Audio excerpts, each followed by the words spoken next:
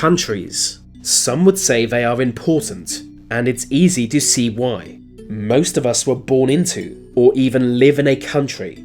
According to the United Nations, there are currently 195 countries in the world, with the most recent being South Sudan, established in 2011. But South Sudan will likely not be the last. Across the world there are specific situations, which may well lead to the creation of new nations. Today we look at the most interesting countries that may soon exist.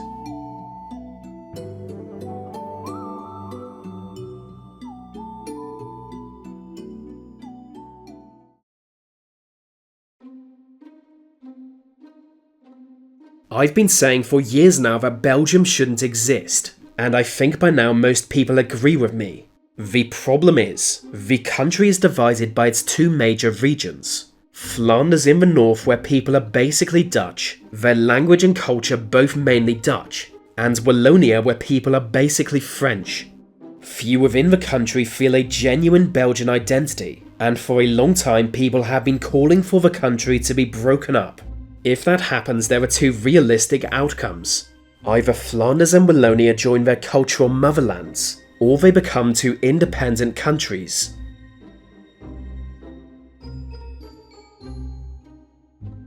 Among the smallest countries is Micronesia, a remote island nation. There are 4 states that make up Micronesia, the biggest and richest of which being Chuuk. Half the entire population live in Chuuk, with people there not happy about subsidizing other parts of Micronesia. Many of them feel Chuukese, and not Micronesian at all. So for a long time they have been demanding a vote on independence. But since a breakup would be crazy bad for other parts of Micronesia, that vote has been postponed 4 times. Still, it is set to take place next year. In the mid-1800s, Peru and Bolivia were part of the same country. The confederation was short-lived due to many reasons, but memory of that time has lived on, especially in Bolivia, which is now landlocked. Many in both countries have long thought they would be stronger together. Then in 2011, the president of Peru suggested the union be recreated. It didn't really go anywhere, but it shows the concept of Peru-Bolivia is still alive. The island of New Guinea has long been divided in half. On one side you have the country of Papua New Guinea, on the other is West Papua, a region of Indonesia. The people who live there are not ethnic Indonesians, having much more in common with their Papuan neighbours. But since the region is rich in natural resources, the Indonesian government is desperate not to lose it. For decades, rebel groups in the area have been fighting for independence, but it's unclear how much support they have. The problem is, there are 500 different tribes, many of which hate each other, so it's not clear a new country would even work here. One of the many republics within Russia is Tatarstan, homeland of the Tatar people. Russia's second largest ethnic group, the Tatars have always felt different. So after the collapse of the Soviet Union, Tatarstan declared itself an independent state.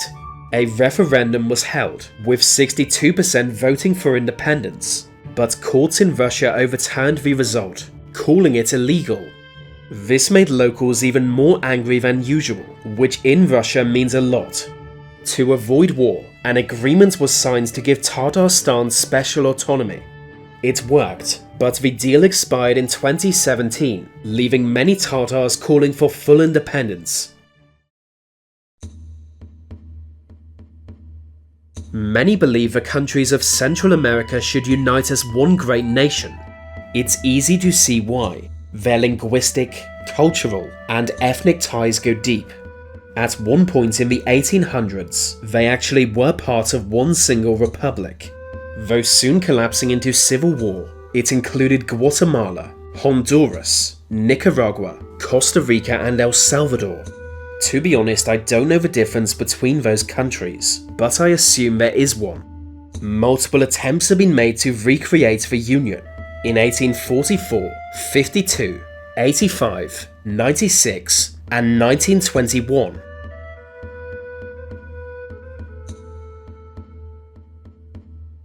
Bougainville might sound like a small American town, but it's really a Pacific island.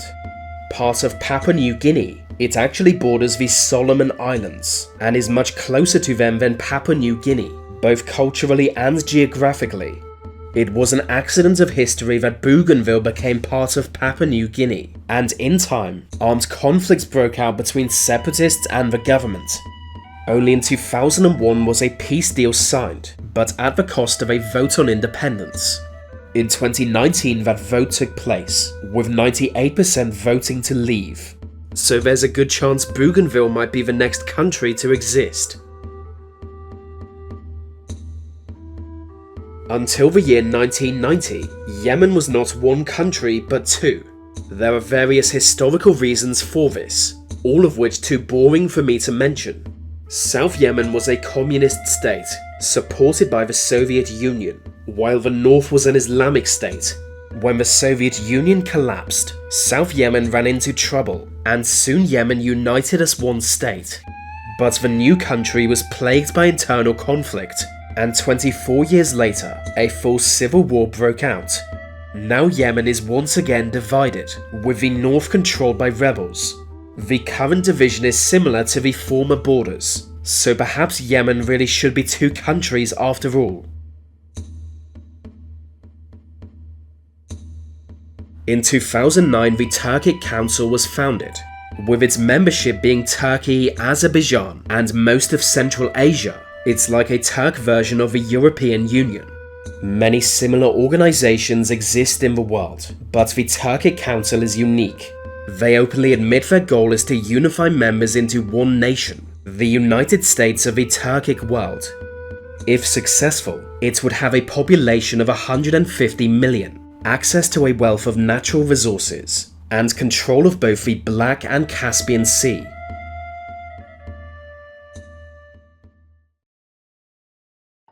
You might think Greenland is a country already, but no. While being the world's largest island, Greenland is actually an overseas territory of Denmark. It's been ruled by Europeans for over 1,000 years, despite being so far away. But less than 8% of people in Greenland are Danish, causing a certain level of ethnic tension. So like almost everybody else in the world, many in Greenland are desperate to get away from Denmark